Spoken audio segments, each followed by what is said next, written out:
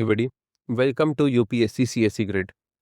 31 of March को मैंने सोचा था कि I will skip this attempt और मैं 27 के साइकिल के लिए पढ़ूंगा, बिकॉज मुझे लग रहा था कि मेरा प्रिपरेशन अच्छा नहीं हुआ है। बट उस दिन मैंने ये भी सोचा कि जब मेरा स्टैटिक कवर्ड है तो मुझे ये प्रेशर फील क्यों हो रहा है। तो मैंने यूट्यूब में चेक किया कि क्या मिस्टेक्स होती हैं लास्ट के 40-45 डेज में, जो शायद अगर करेक्ट कर लें तो थोड़ा सा सेंस ऑफ सिक्योरिटी फील हो। तो मैंने सर्च किया, 3-4 दिन बहुत टाइम वेस्ट किया, बट कुछ भी नहीं मिला। फिर भी मेरे फैमिली वालों ने मुझे कंसोल किया कि हो जाएगा, थोड़ा पुश किया और मैंने फिर प्रिपरेशन वापस कंटिन्यू रखी। और जब आज मैं एग्ज़ाम देने के बाद मैं जब सोचता हूँ कि मुझे उस दिन क्या प्रॉब्लम्स फ़ील हो रही थी, तो today I have all those answers कि उस दिन मुझे कोई अगर ये बातें बता दिया होता, तो शायद मेरा ये पैनिक कम हो जाता और I would have at least studied in a better way. Marks तो इस अटेम्प्ट में कोई कुछ बोल ही नहीं सकता है, बट प्रिपरेशन का तरीका बेटर हो सकता था उस दिन से टिल 24th तक। So today I have brought all those experience, all those learnings, all those my mistakes which I have faced in my first attempt, so that if you are a beginner, you don't face them. So let's begin. Plan B is a must now. I think plan B को तो plan A बोल लेना चाहिए। अब plan A पहले बना लो, फिर plan B में यूपीएससी को डाल दो कि अगर प्लान ए हमारा क्वालिफाई हो जाता है, कोई भी हम लोग का एग्जाम है, कुछ भी है, वो हो जाता है, उसके बाद यूपीएससी के लिए पढ़ाई करेंगे। क्योंकि 26 में ऐसा शॉकर था, ऐसा रैंडम था पेपर, ऐसा एब्सर्ड था कि पता ही नहीं है कि गलतियां कहाँ हुई है। मैंने लास्ट वीडियो में भी यही बोला था कि मुझे मिस्टेक्स ही नहीं पता कि हुई क्या है, मैं अब गलतियां अपनी करेक्ट कहाँ से करूं, मुझे यही नहीं पता था। सो आई थिंक कि प्लान बी और ए, आई वुड से ए, प्लान ए इम्पोर्टेंट हो चुका है और प्लान बी में यूपीएससी जा चुका है। तो ये बहुत ज़्यादा इम्पोर्टेंट है। मेरा फर्स्ट अटेम्प्ट में ही मुझे फ़ील हो रहा है कि प्लान बी बना लेना चाहिए, बिकॉज़ अगली बार भी अगर ऐसा ही पेपर आ गया, तो फिर क्या मैं अब नेक्स्ट ईयर सोचूँगा कि चलो अब प्लान ए बनाते हैं, वैसा नहीं होना चाहिए। आई वुड से कि प्लान ए अपना जल्दी बन जाए। यूपीएससी तो प्लान बी हो ही चुका है अब। This is the first and the most important thing. And this is the second most important thing जो किसी ने भी नहीं बोला पूरे यूट्यूब में, कि topics to be covered very close to exam. Exam से 4 दिन पहले मैंने पूरा सिलेबस कवर किया। एग्ज़ाम था 24th को, मैंने 20, 21, 22, 23 ये 4 दिन में इकोनॉमी, पॉलिटी, ज्योग्राफी पूरा इंक्लूडिंग ह्यूमन, इंक्लूडिंग वर्ल्ड, मैंने पूरा वो कवर कर लिया। Science and tech, environment, everything मैंने कवर किया, बिकॉज़ मुझे ये नहीं पता था कि एग्ज़ाम से 5 दिन पहले क्या-क्या मुझे याद रखना होगा, क्या-क्या बहुत ज़्यादा इंपॉर्टेंट चीज़ है जो आज मुझे पता है। मुझे मॉक्स देकर के भी मैं रिवाइज़ करता था मॉक से भी, बट एग्ज़ाम से 5 दिन पहले नहीं पता था कि अब क्या-क्या रिवाइज़ और करना चाहिए। टुडे आई वुड से कि न्यू नेशनल पार्क्स कर लो। Today I would say Ramsar sites थोड़ी बहुत देख लो जो रिसेंट वाली हैं। कंट्रीज़ तो देखना बहुत इंपॉर्टेंट है कि भाई कौन-सी कंट्रीज़ तो किस ब्लॉक में, ये बहुत इंपॉर्टेंट है। तो ये सब चीज़ें टुडे आई नो कि मुझे 31st मार्च से ही इसके नोट्स और ज़्यादा क्रिस्प और ज़्यादा शॉर्ट बना लेने चाहिए थे, जो मैंने नहीं बनाए थे। बिकॉज़ मेरे मॉक्स में क्वेश्चंस बन रहे थे, बट एग्ज़ाम से 5 दिन पहले लग रहा था कि अगर कोई एक ऐसा रैंडम नेशनल पार्क पूछ लिया जो मुझे याद नहीं आ रहा है। तो इसलिए आई थिंक कि topics to be covered very close to exam की लिस्ट आपके पास आई थिंक 31st मार्च तक होनी चाहिए। अगर 31st मार्च तक आपके पास टॉपिक्स ही रेडी हैं कि भाई मेरे को ये एग्ज़ाम से 5 दिन पहले सर मेरे को ये टॉपिक्स करने हैं, तो उसके बाद फिर आपके वन पेजर उसी से बन जाएँगे और उसी से आपका फाइनल लास्ट 5 डेज़ का रिवीजन और जो लास्ट मिनट रिवीजन बोलते हैं वन पेजर, वो सब हो जाएगा। तो I think this is the second most important tip and this is a very practical tip. इस पे किसी ने बात नहीं करी आई थिंक यूट्यूब पे। तो ये बहुत इम्पोर्टेंट चीज़ है। पीवाईक्यूज़ फ्रॉम डे 1 जब भी प्रेप करेंगे, ये फाइनल है अब कि पीवाईक्यूज़ ही देखेंगे और रैंडम पीवाईक्यूज़ के लिए भी हम लोग प्रिपेयर करेंगे कि भाई ऐसा ना हो कि एक अटेम्प्ट में रैंडम पूछा था तो अब वो नहीं पूछेगा, भरोसा नहीं है। अगर अगले अटेम्प्ट में और ज़्यादा रैंडम हो गया, तो you are never sure, you can never be secure with UPSC. अभी इस बार ये समझ आ गया। तो पीवाईक्यूज़ देखने हैं चाहे कैसे भी हों, और आई वुड से कि सिर्फ सीएससी के नहीं देखो, सीएपीएफ भी देख लो। सीडीएस तो साल में 2 बार होता है, ये भी देख सकते हैं। ईपीएफओ, मतलब ये तो मेरे ख्याल से मस्ट है, ये सारे तो मस्ट है। जियो साइंटिस्ट के भी होते हैं, जियो साइंटिस्ट में थोड़ा फ़िल्टर करना होगा, कौन से हमारे लिए इम्पोर्टेंट है, बट स्टिल आई थिंक कि इनको तो कर ही लेना चाहिए, क्योंकि क्या पता कब कौन-सा क्वेश्चन इधर से उधर मैच हो जाए। आई थिंक 2023 या 4 का अब सीडीएस जो चीफ ऑफ डिफेंस स्टाफ होता है, वो वाला क्वेश्चन अभी 25 या 26 के सीडीएस में पूछ लिया, यूपीएससी का पीवाईक्यू है सीडीएस में डाल दिया। तो कौन सी बड़ी बात है कि कल को सीडीएस सीएपीएफ का पीवाईक्यू उधर डाल दे। तो you can not be sure, you can not be secure, थोड़ा सा एक्स्ट्रा एफर्ट डालना ही होगा, अब ये समझ आ चुका है। So I will be putting all these in my strategy and update accordingly. Trends of UPSC, trends of UPSC predict करना बहुत मुश्किल है, बट स्टिल कुछ कुछ ट्रेंड्स जो बहुत रीजनेबली विजिबल है, लाइक सीडीएस का भी एग्जाम हुआ 26 वाला, इसमें क्वेश्चन आया था आई थिंक सार्क, सार्क की फाउंडिंग कंट्रीज, और इस बार प्री में कौन सा क्वेश्चन आया, ईयू की फाउंडिंग कंट्रीज, ईयू की countries, not founding countries, EU की कंट्रीज आया, सार्क की कंट्रीज आया। आई थिंक हाल फिलहाल में नेटो की कंट्रीज भी पूछा है सीएससी प्रीलिम्स में, और हाल फिलहाल में आई थिंक बिम्स्टेक की भी शायद कंट्रीज है, बिम्स्टेक से रिलेटेड, तो इस बार भी था, बट इससे पिछले अटेम्प्ट में भी बिम्स्टेक के बारे में पूछा है।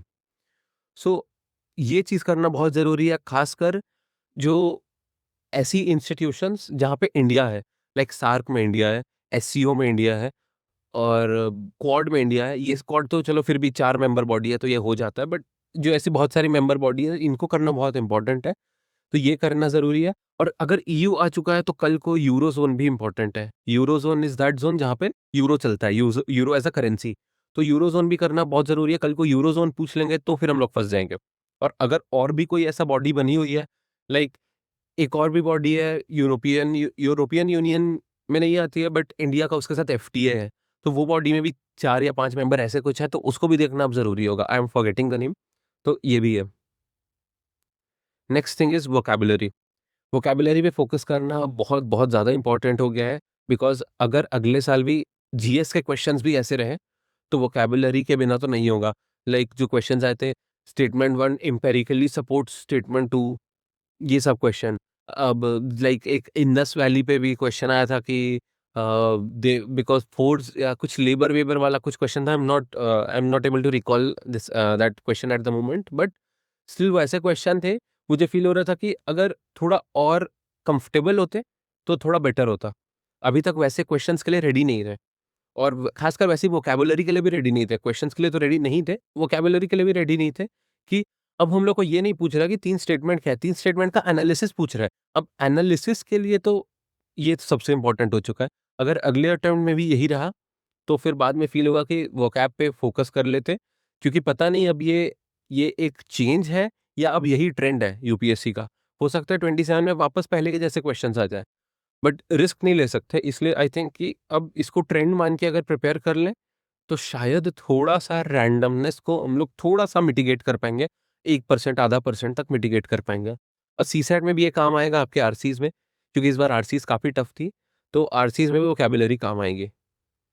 Visual memory aid, art and culture अगर आपने पढ़ा है तो आपको पता होगा कि बहुत सारे टेम्पल्स हैं, मतलब आई थिंक 70-80 से भी ऊपर टेम्पल्स होंगे। अब कौन-सा नगरा स्टाइल है, कौन-सा द्रविड़ स्टाइल है, कौन-सा विसारा स्टाइल है, याद नहीं रहता है।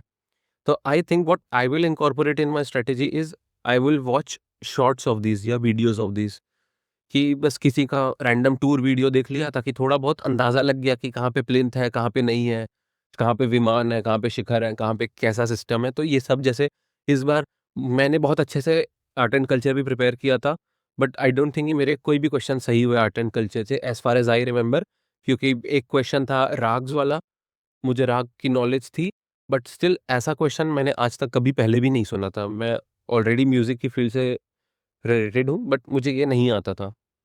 फिर उसके बाद एक क्वेश्चन था कि Mallikarjun Carnatic music, classical music के हैं, वो कर्नाटका से बिलॉन्ग करते हैं, उनका भी मुझे नहीं पता था। और मुझे जो उम्मीद थी कि मैं आर्ट एंड कल्चर में टेम्पल्स वाला क्वेश्चन, जो मैं एग्ज़ाम से पहले सोचा था कि अब तो आना ही चाहिए टेम्पल्स वाला क्वेश्चन, और ऐसा क्वेश्चन आया कि आई थॉट कि उसका आंसर देवघर होगा, मैंने देवगढ़ किया था। बट आई थिंक उसका आंसर बोथ 2 ऑप्शंस हैं, बादामी वाला भी है, देवघर वाला भी है। तो आई थिंक कि इसका बस यही एक सॉल्यूशन है कि वीडियोज़ देख लेते हैं, ताकि विजुअल मेमोरी तो हेल्प करती है, दिस इज़ फॉर श्योर 100%, तो विजुअल मेमोरी के भी भरोसे हम लोग रह सकते हैं कुछ हद तक, 1-2 क्वेश्चन, और 1-2 क्वेश्चन बहुत हैं क्वालीफाई कराने के लिए। सो आई थिंक कि ये बहुत इंपॉर्टेंट चीज़ है। Prior knowledge will help. अगर आपको याद होगा एक क्वेश्चन आया था ई-कॉमर्स मॉडल्स पे ड्रॉप शिपिंग। ये ड्रॉप शिपिंग मैंने कभी नहीं पढ़ा था, बट बिफोर लाइक 4 से 5 साल पहले मैं बहुत ज़्यादा इंटरेस्टेड था बिज़नेस में, तब मैंने ड्रॉप शिपिंग का पूरा मॉडल समझा था। और उस समय मैं सोचता था कि I will be doing drop shipping का बिज़नेस, अली बाबा से सामान मँगाएँगे, ऐसे-ऐसे मेरे उस टाइम प्लान्स थे। वो तो कभी मटेरियलाइज़ नहीं हो पाया, बट वो उस आज फ़ायदा कर गया, मतलब 24th को वो फ़ायदा कर गया कि उस दिन जो मैंने पढ़ा था, जो मैंने रिसर्च करी थी, वो उस दिन फ़ायदा किया। और मैंने बस क्वेश्चन रीड किया, मैं बिना बस ऑप्शन 1 देखा और मैं टिक कर दिया, बिकॉज़ आई वाज़ श्योर कि इसका तो आंसर ड्रॉप शिपिंग ही है।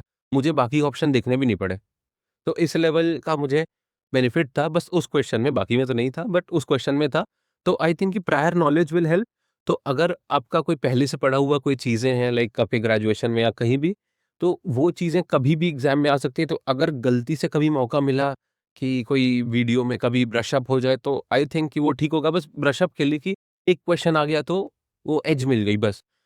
अलग से पढ़ने की तो I will not be going for अलग से preparation of my studies, but still थोड़ा बहुत तो काम करेगा ये। No strategy videos. हर साल स्ट्रैटेजी वीडियोज़ लगातार आती हैं, 100 डे स्ट्रैटेजी, 90 डे स्ट्रैटेजी, बस इतना कर लो यूपीएससी क्लियर, सारी वीडियोज़ फेल, सारी। एक भी वीडियो नहीं चल पाई, बिकॉज़ कोई स्ट्रैटेजी कुछ काम नहीं करी। तो आई थिंक कि strategy videos I would not watch, and I would also suggest कि भाई कोई मत देखना। हाँ, एक एक स्ट्रैटेजी वीडियो देख लो कि भाई 1 साल में ये तैयारी करनी है, या बस एक 90 डेज़ में मेंस जो भी है, जैसा भी है, उसको देख लो। बट उसके अलावा बहुत ज़्यादा हर हर 6 महीने में अब 180 डे स्ट्रैटेजी वीडियो, ये सब पे तो फ़ोकस हुआ, तो दिक्कत ही है, बिकॉज़ मेरे को लगता है ज़्यादा टाइम स्पेंड होगा स्ट्रैटेजी देखने में देन पढ़ाई करने में। तो strategy videos I will not be watching from this time, सब फेल हो चुकी हैं। क्वालिटी एनालिसिस ऑफ मॉक्स, मॉक्स पे मॉक्स 2 आवर का देने के बाद इम्पोर्टेंट है कि 2 आवर उस पे 2 आवर से प्लस ज़्यादा भी अगर हो सकता है तो बेटर है। मॉक्स का एनालिसिस हो जाए, बिकॉज़ मॉक्स में बहुत सारी इन्फॉर्मेशन है, मॉक्स वाले बहुत रैंडम क्वेश्चंस देते हैं। तो अब ये पॉइंट मैं नहीं बोलता, but after the randomness I would से कि मॉक्स के जो रैंडम क्वेश्चंस हैं उनको भी कर लेना, कोई भरोसा नहीं है कल को उनमें से उठ के आ जाए क्वेश्चंस। क्योंकि कोई ना कोई क्वेश्चंस तो भाई फँस ही सकता है ना मॉक्स का भी। तो ये तो बहुत मतलब ये आई थिंक कि अब ये थोड़ा इम्पोर्टेंट हो गया कि मॉक्स का एनालिसिस करना ज़रूरी है in depth, and be ready for shocker. अब मैं 2026 के लिए अब मैं रेडी हूँ कि भाई एग्ज़ाम में कुछ भी हो सकता है। बिल्कुल ये नहीं सोचना है कि क्वालीफाई हो सकता है। मुझे इस बार उम्मीद थी, मेरा बहुत ज़्यादा तैयारी थी, तो मुझे उम्मीद थी कि मेरा प्री क्वालीफाई हो जाएगा।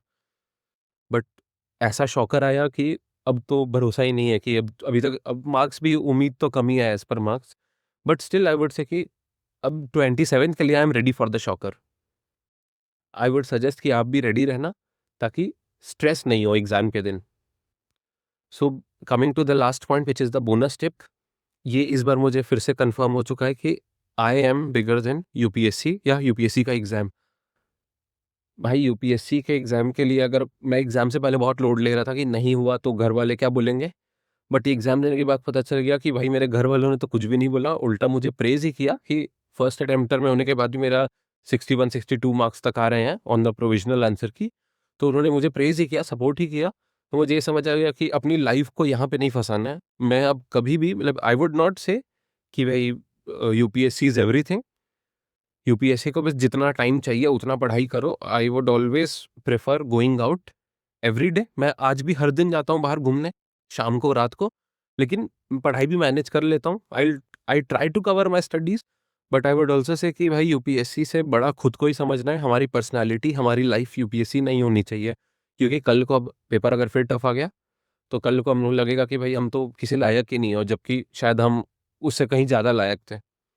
So with this, I want to end the video. Thank you so much for listening.